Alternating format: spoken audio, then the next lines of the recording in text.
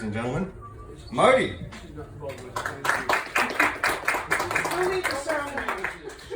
Where did he go? He's getting pie. Pie. He deserves some pie, right? I guess so.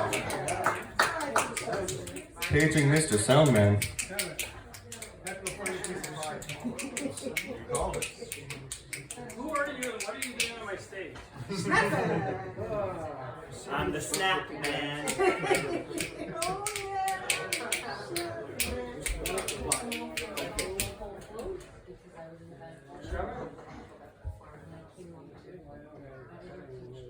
You ready? Hey.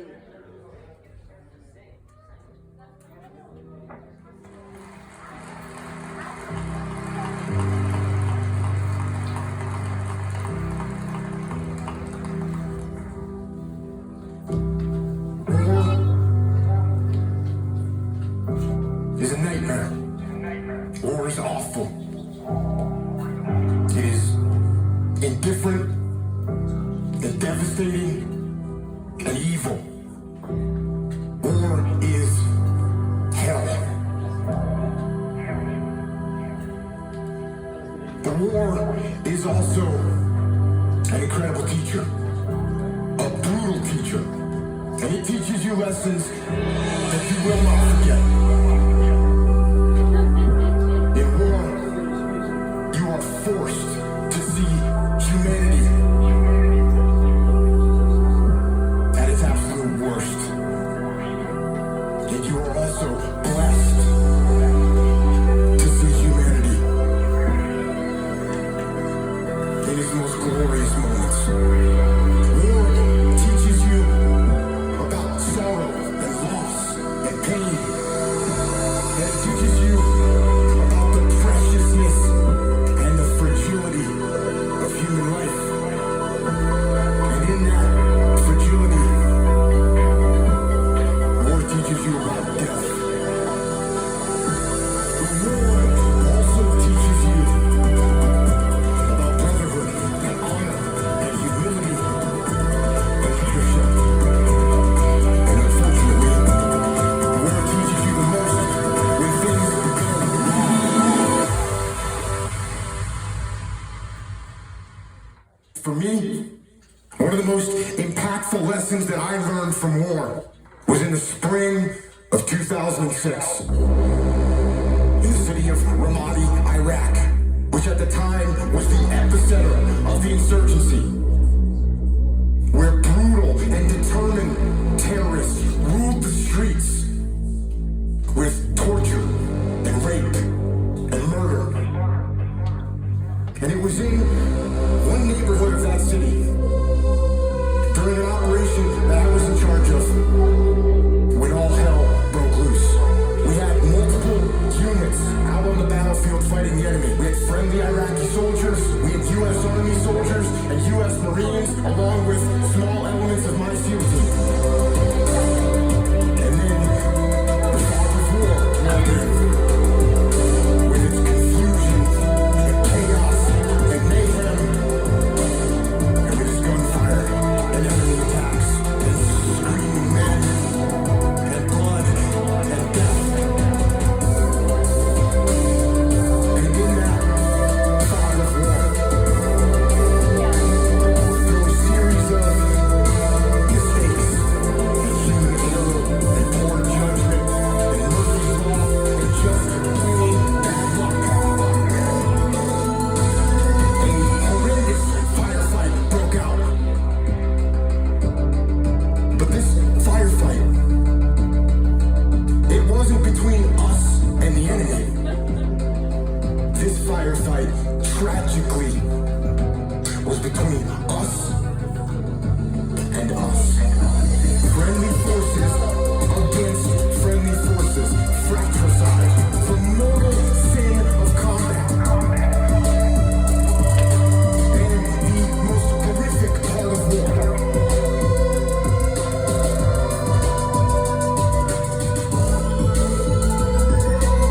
And when it was over, and the fog of war lifted, one friendly Iraqi soldier was dead, 2 more were wounded.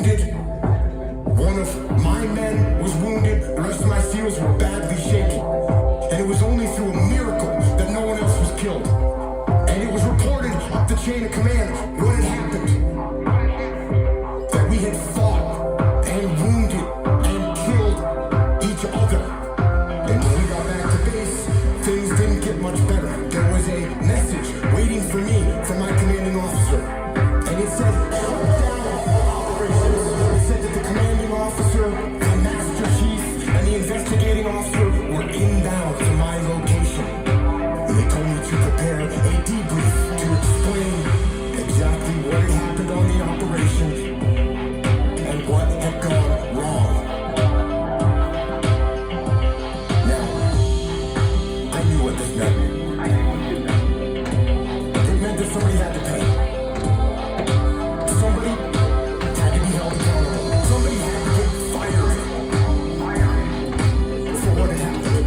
So, I began to prepare my debrief. And in it, I detailed every mistake that was made and who made it. And I pointed out every failure in the planning and the preparation and the execution in the operation. And I pointed out who was responsible for that failure. There was plenty of blame to go around. There were so many people that I could incriminate. But something wasn't right. For some reason, I just couldn't put my finger on who was at fault and who specifically I should blame for what had happened. And I sat and I went over it again and again and I struggled for an answer. And then, when I was about 10 minutes from starting the debrief, that answer came and it hit me like a slap in the face. And I realized that there was only one person to blame for the confusion, only one person to blame for the wounded men, and only one person to blame for the dead Iraqi soldier. And I knew exactly who that person was. And with that knowledge, I walked into the debriefing room. My commanding officer and the investigating officer were sitting there waiting for me, along with the rest of my men. And I stood up before them and I asked them one simple question. Whose fault was this? One of the SEALs raised his hand, and he said it was my fault. I didn't keep control of the Iraqi soldiers I was with. And I said, no, it wasn't your fault. And then another SEAL raised his hand and said it was my fault. I didn't pass our location over the radio fast enough, so no one knew what building we were in, and that's what caused all this confusion. It was my fault. And I said, no, it wasn't your fault either. And then another SEAL raised his hand. And he said, boss, this was my fault. I didn't properly identify my target. And I shot and killed that friendly Iraqi soldier. This was my fault. And I said, no, this wasn't your fault either. And it wasn't yours or yours or yours. I said as I pointed to the rest of the SEALs in the room. And then I told them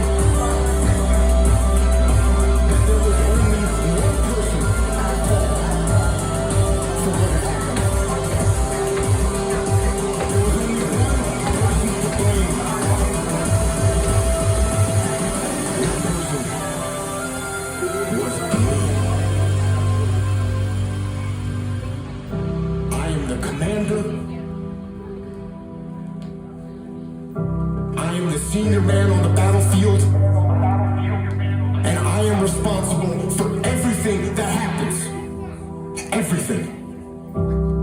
And then I went on to explain to them some new tactics, techniques, and procedures that we were going to implement to ensure that this kind of travesty never happened again. And I will tell you something. It hurt.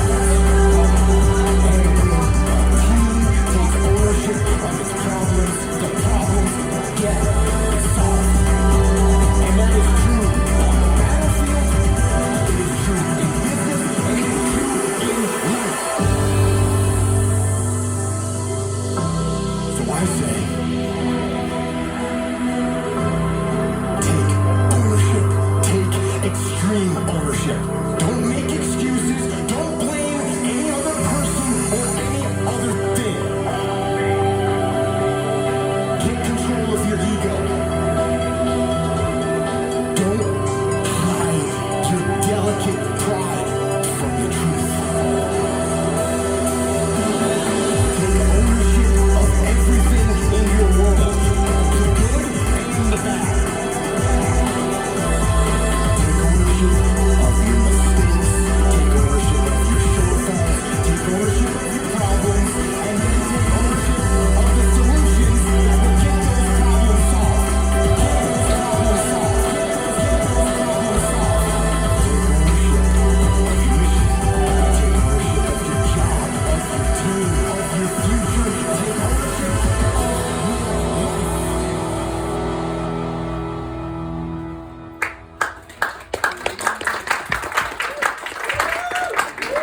Right on, Marty.